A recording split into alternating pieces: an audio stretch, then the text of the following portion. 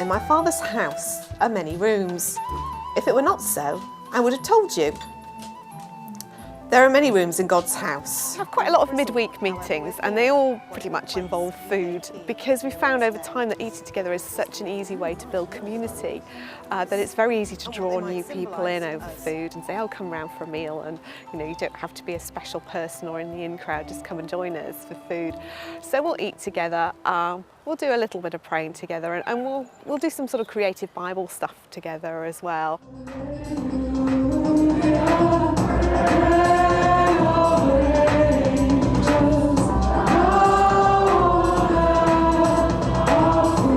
Worship is really important, but the worship is more than a worship service. It's about what happens before a worship service, it's what happens after a worship service. I think somebody once described it as the liturgy after the liturgy, and that's life, and it's also the planning and the feedback. We actually look at the Bible stuff that's coming up in the lectionary, and quite often we'll do this in a local pub, and we'll split into different tables and we'll wrestle over the Bible readings and come up with loads of crazy ideas. But when we come to the worship, we'll come to the worship already having absorbed that stuff and having shared our feelings about it and bounced around loads of different ideas, half of which don't actually end up in it.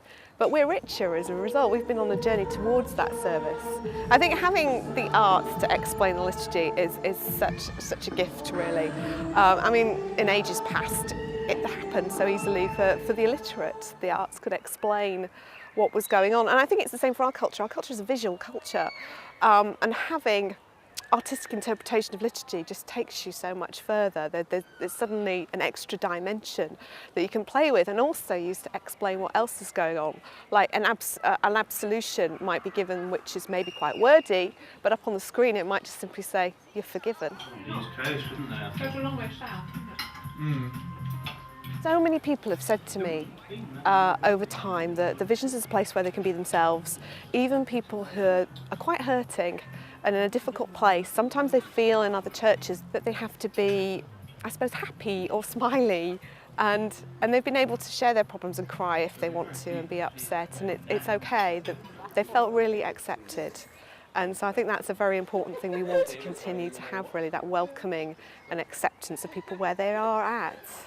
I think new things are often scary, and new things looking back have always been scary, and yet looking at the church in the past, looking at people like St. Ignatius, the Jesuits, St. Francis, the Franciscans, you can just see the amazing fruit that's been born as a result. And to me, I think what's happening now with Fresh Expressions is just another of those new initiatives. It's not something totally from scratch, it's carrying on, it's singing the next verse of a song that's been sung for 2,000 years. We break the bread of life, and that life is the light of the world.